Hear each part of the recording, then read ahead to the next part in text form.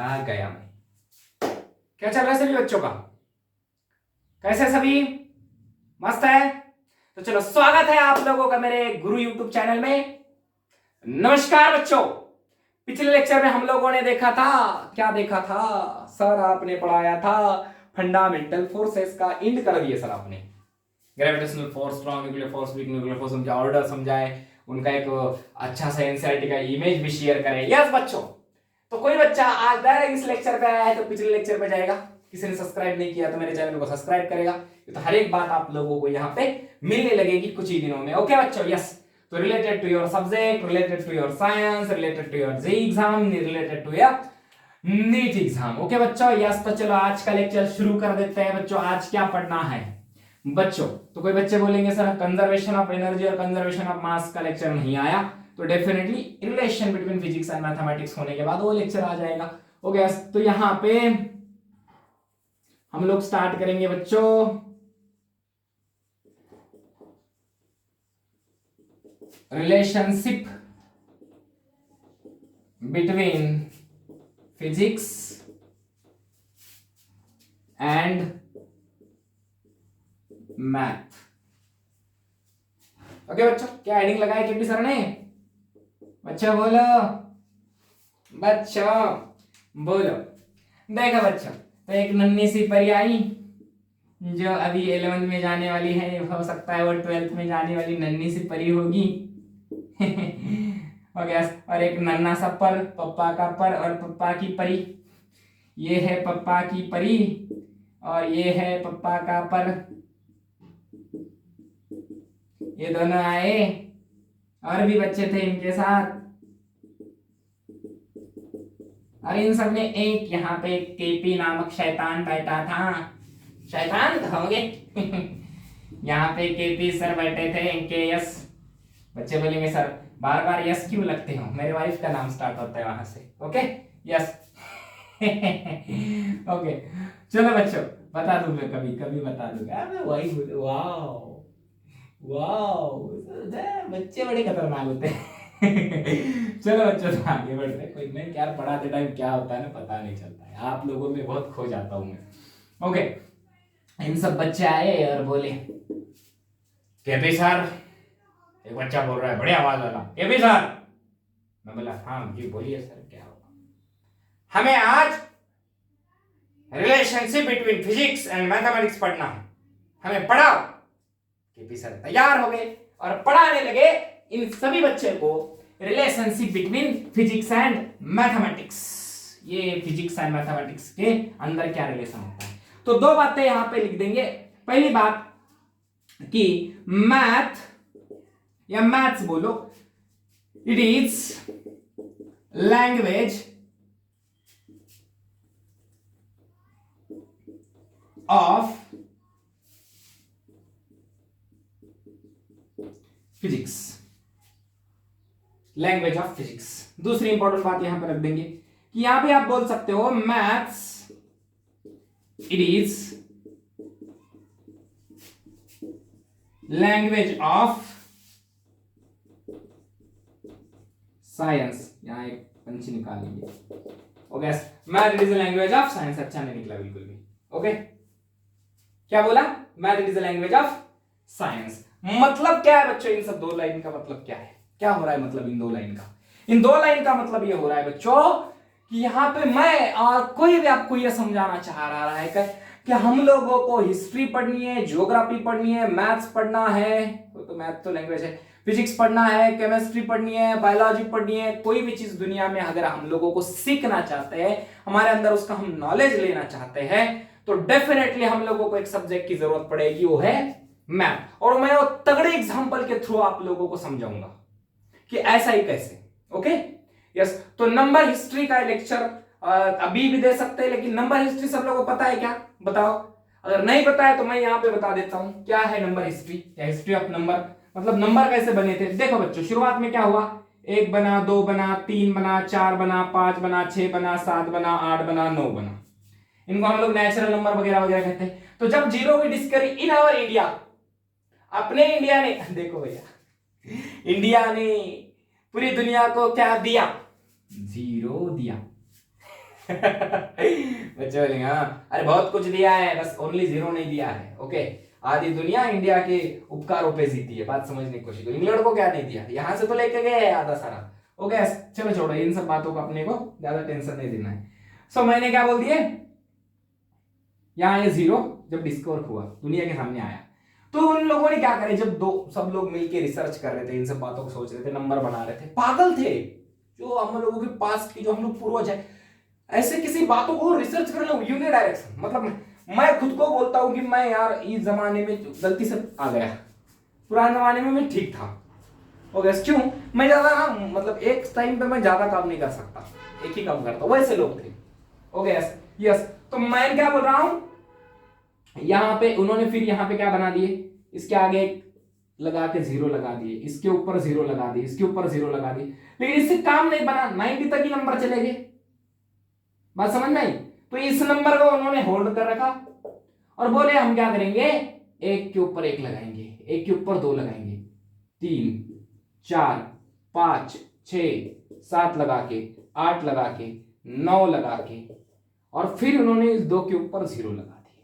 अब क्या हो गया, बहुत दिन ये गाड़ी चली नहीं, फिर उन्होंने क्या करे, इस 12 को उल्टा कर दिए, फिर इस 13 को उल्टा कर दिए, फिर 14 को उल्टा कर दिए, फिर 15 को उल्टा कर दिए, फिर 16 को उल्टा कर दिए, फिर 17 को उल्टा कर दिए, फिर 18 को उल्टा कर दिया, और फिर 19 को उल्टा कर दिया। बाद में आप समझ गए मैं क्या बताना चाह रहा हूं, समझ गए? वेरी शॉर्ट में बताया आप लोगों को कि ये नंबर हिस्ट्री है। इस तरीके से आगे नंबर बढ़े और नंबर बढ़ते ही गए, और आप अब जानते हैं कि नंबर कैसे है, इनफाइनाइट है बच्चों, हम लोग कहीं तक भी चले जाते हैं। और एक दूसरी बात मैं बताना चाहता हूं कि इनफाइनाइट, अब मैथ की बात निकली तो बहुत सारे लोगों को लगता है ना इनफाइनाइट मतलब क्या, अरे समझो यार, इनफाइनाइट मतलब एक, ये भी इनफाइनाइट है, ये भी इनफाइनाइट है। 1 मीटर, मानो यहां एक पार्टिकल है, उसके लिए ये डिस्टेंस जो आंखों से नहीं दिखने वाला है, ये डिस्टेंस कैसा है, उसके लिए इनफाइनाइट है, भले अपने लिए नहीं होगा। तो हम लोग इनफाइनाइट को डिफाइन नहीं कर सकते। ये बात आप लोगों को आपके 10th तक टीचर्स ने बहुत अच्छे से बोली होगी, यस और नो? यस, तो बिल्कुल डिफाइन नहीं कर सकते बच्चों, किसी को हम, किसी भी चीज को हम लोग इनफाइनाइट बोलने के लिए यहाँ फिजिक्स में तैयार होना चाहिए। उन सब बातों का अगर आप लोग एक्सेप्ट करते हो और आगे चलते हो तो बहुत जल्दी से आप लोग मैथ भी सीख जाएंगे और फिजिक्स भी सीख जाएंगे। समझ में आई बात है? यस, तो ज्यादा सोचने का नहीं, बस जैसे जैसे टीचर बताते हैं वैसे वैसा करने का, फॉलो करने का, नीट जेईई की एग्जाम देने की, डॉक्टर बनने का, लोगों की ट्रीटमेंट करने की, मजा लेने का, आवश्यक जो हम लोगों का लाइफ है, और आगे बढ़ने का बच्चों। ओके यस, तो चलो स्टार्ट कर देते हैं आज का लेक्चर। और अभी तो क्या कर रहे थे, स्टार्ट ही कर दिए थे, मतलब घंटे वाइज पढ़ाना स्टार्ट कर देते हैं बच्चों। यस, तो मैंने आप लोगों को relationship between physics and mathematics में 2 लाइन लिखे हैं यहाँ पे कि math is a language of physics and math is a language of science. अब ये बात हम लोगों को समझनी है एक तगड़े एग्जांपल के थ्रू कि कैसा भैया ये कैसा है। चलो मुझे एक एग्जांपल लेना है आप लोगों को सामने, तगड़ा एग्जांपल जो मैंने पिछले लेक्चर मैंने आप लोगों को पढ़ाया, न्यूटन सर का जो लॉ है, law of gravitation. Okay, Newton's law of gravitation क्या है सब लोग जानते हैं, मैं यहां पे सिर्फ स्टेटमेंट बोलूंगा और उसको लिखा भी होता था मैंने, कोई बात नहीं, लेकिन टाइम जाता है अपना। Every particle in the universe attracts every other particle in the universe with a force, so this force is directly proportional to product of their masses and inversely proportional to square of distance between them। सीख लिए, Coulomb's law भी वैसा ही है। Speed की definition, the rate of change of distance with respect to time। Velocity definition, the rate of change of displacement with respect to time। Force की displacement क्या होता है, product of mass and acceleration. First law क्या है, first law क्या है, बिना force की कोई बॉडी हिल नहीं सकती। सेकंड लॉ क्या है, the force is directly proportional to change in momentum. Third law क्या है, एक्शन रिएक्शन। समझ में आई बातें सब लोगों को? अलग अलग अलग अलग लॉज जो बने हैं या अलग अलग अलग अलग जो थ्योरी बनी है, ये सब चीजें हम लोगों को मैथ के, भैया समझा देता हूं, ये मैथ के बिना तो समझ नहीं सकते। एक बात समझा देता हूं कि जो ए बी सी लिखते हो, अ ब क लिखते हो, या किसी दूसरे लैंग्वेज का जैसे उर्दू जैसी लैंग्वेज है वगैरह वगैरह, ये सब जो लैंग्वेज की जो 12 खड़ी हम लोग बोलते हैं शुरुआत में, ओके, ये 12 खड़ी सब कुछ, ये सब सब सब सब मैथ है, बोलता वो मैथ है। समझ में आई बात है? जो हम लोगों को सुनाई देता है वो भी मैथ है। मतलब क्या है बच्चों, एक लैंग्वेज इज मैथ है। बात समझने की कोशिश करो। और जो कंसेप्ट वगैरह होता है, नॉलेज वगैरह होता है, वो साइंस है। तो साइंस की लैंग्वेज ही कौन है बच्चों? मैथ है। तो इस एग्जांपल के थ्रू हम लोग तगड़ी बात समझ रहे थे। Okay yes. तो न्यूटन्स लॉ ऑफ ग्रेविटेशन के अकॉर्डिंग हम लोगों को सीखना था। क्या था? Every particle attracts every other particle in the universe with force. This force is directly proportional to product of their masses and inversely proportional to square of distance between them. बताओ, statement बोलना अच्छा लगा क्या ये लिखना अच्छा लगा?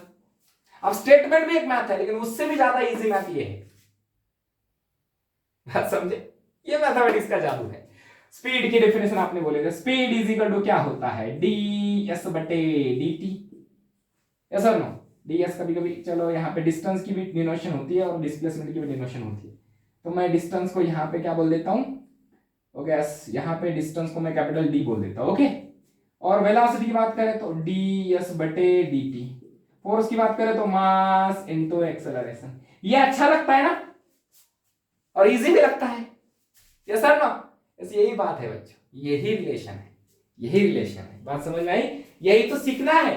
और ये है मैथ, और इसके पीछे जो है कंसेप्ट, जैसे इसके पीछे कंसेप्ट है force is directly proportional product of their masses and inversely proportional of distance between them. इसके पीछे कंसेप्ट है एप्पल का पेड़, नीचे न्यूटन सर बैठे हुए, नीचे एप्पल गिरा, ये कंसेप्ट है इसके पीछे। लेकिन ये मैथमेटिक्स है, वहां का कंसेप्ट पूरा हम लोगों को मैथ में देखने के लिए मिल रहा है।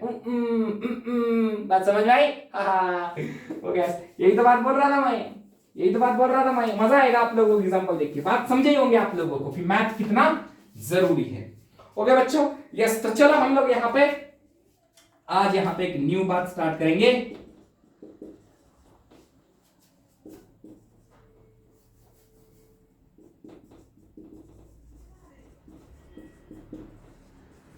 Trigonometry.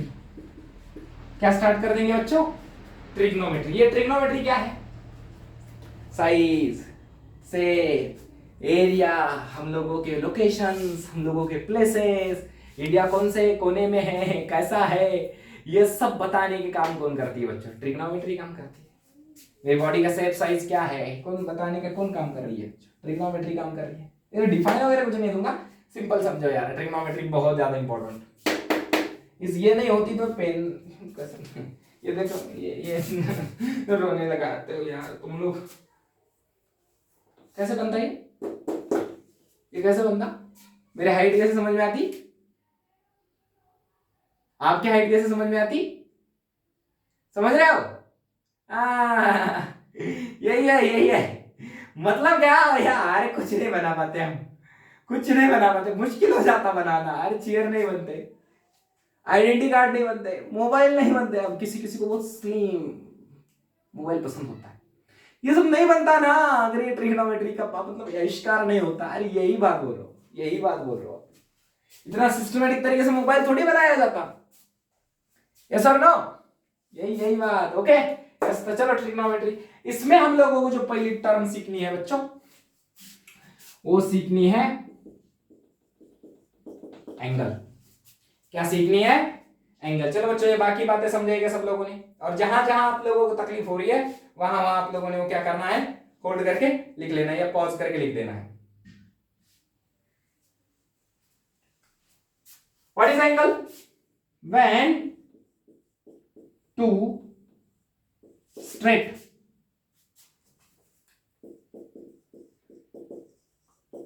line meets at common end point। कहां पे? दो सीधे लाइन मतलब एक ऐसी लाइन ये भी सीधी है और एक ऐसी लाइन ये भी सीधी है। एक कॉमन एंड पॉइंट पे अगर मिल गए तो यहां पे क्या क्रिएट होता है बच्चों? एंगल। इस एंगल का सिंबल क्या होता है बच्चों? थीटा। क्या होता है? थीटा। बात समझ में आई? डेफिनेशन मैंने आपको समझा दी कि when two straight lines meets at common end point. बहुत स्मॉल और बहुत स्मार्ट डेफिनेशन। जब दो सीधे लाइंस सीधी जा रही है, ये भी सीधी ये भी सीधी। बात समझ में? देखो ये भी एक सीधी लाइन है, देखो ये एक सीधी लाइन है, ये भी एक सीधी लाइन है। यहाँ पे एक जगह पे वो मीट हुए, यहाँ पे क्या क्रिएट हुआ बच्चों? एंगल क्रिएट हुआ। क्या बात समझ में आई बच्चों? क्या बात समझ में आई? देखो बच्चों, मैं ऐसे चल रहा हूँ, ये सीधा चला, फिर ऐसे चला, ये क्या हो गया बच्चों? एक बात समझ में आ रही है सब लोगों को? यस और नो? यस और नो? देखो बच्चों, समझने की कोशिश करो यार तुम लोग। ओके, मैं यहाँ पे एक इंस्ट्रूमेंट भी लाया। यहाँ देखो यार, ये पूरा वायर है। ओके, ये पूरा क्या है? वायर है। इसको ऐसा कर दिए, इसको देखो देखो देखो, यहाँ दिखेगा बराबर परफेक्ट। इसको ऐसा कर दिए, यहाँ क्या बन रहा है?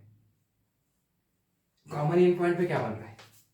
ओके बताओ कॉमन इन पॉइंट पे क्या बन रहा है बच्चों? एक एंगल ही तो बन रहा है। बात समझने की कोशिश करो यार तुम लोग। ओके चलो, अगर इससे नहीं समझाया तो दूसरी बात लाता हूं आपको समझाने के लिए। यहां पेंडुलम खेल के देखेंगे हम, समझ में आ रहा होगा। देखो ऊपर देखना, यहां पे देखो, ये एक सीधी लाइन, एक सीधी लाइन, क्या हो गया? क्या हो गया? एंगल बन गया। चलो, तो अगली बात लिखेंगे यहां इस पे कि दूसरा एग्जांपल ले लेंगे। एक सर्कल लेंगे बच्चों। क्या बोला मैंने? एक सर्कल लेंगे। अब थोड़े अलग अलग, अच्छा नहीं निकला ना? मत निकालने दो, टेंशन मत लो। यहाँ पे एक सर्कल ले लिया बच्चों। ओके, पेन चेंज कर देता हूँ, 1 मिनट। यहाँ पे एक सर्कल ले लिया बच्चों। तो ये सर्कल क्या है बच्चों? यहाँ पे एक सर्कल का सेंटर होता है। देखो, ये एक सीधी लाइन और एक सीधी लाइन, दो सीधे लाइन थोड़ी ऊपर खींचू। ओके चलो, यहाँ पे खींच ली, ये दोनों सीधे लाइन। यहाँ पे क्या हो रहा है? कॉमन पे मिल रहे, कॉमन। तो यहाँ क्या बनेगा?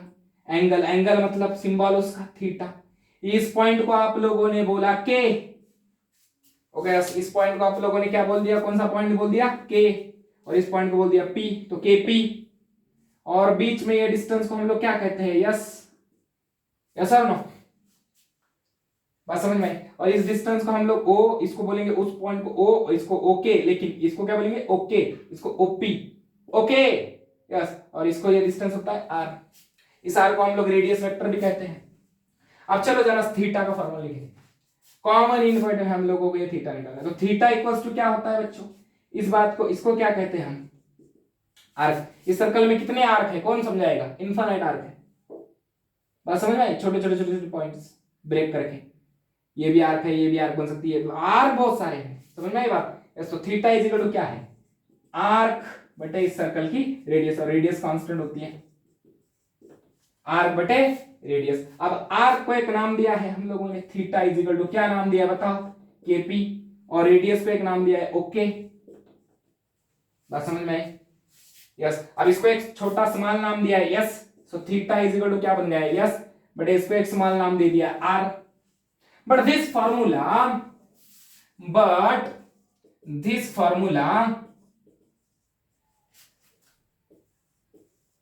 valid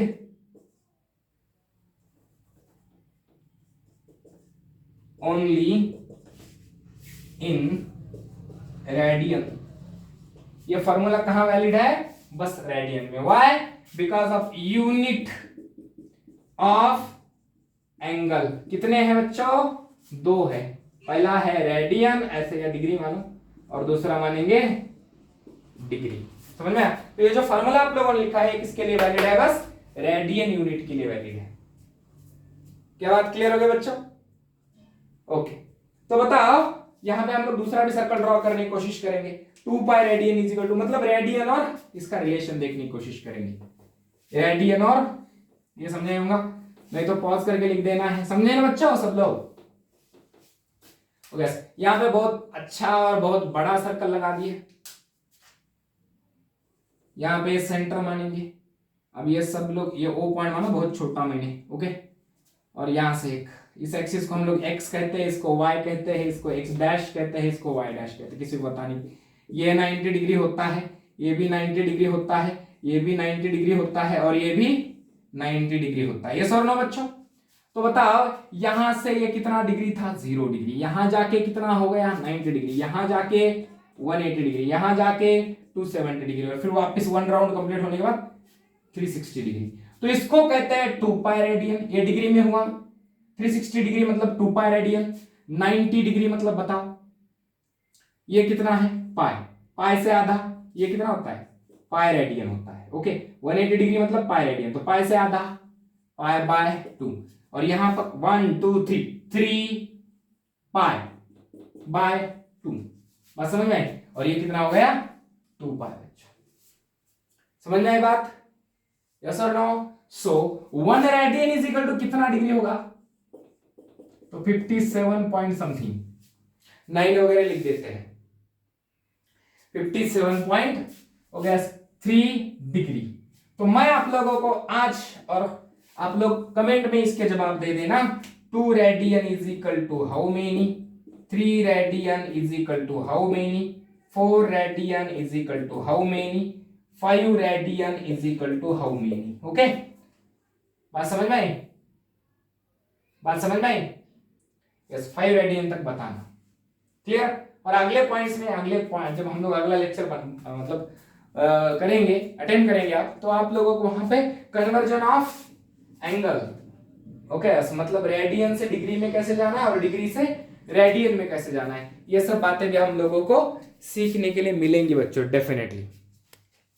ओके यस, तो चलो इसी बात के साथ रुक जाता हूं, अगले लेक्चर के लिए, मतलब अगले लेक्चर तक जय हिंद जय भारत बच्चों। टेंशन है किसी को, समझे पूरा अच्छे से, ओके बच्चों।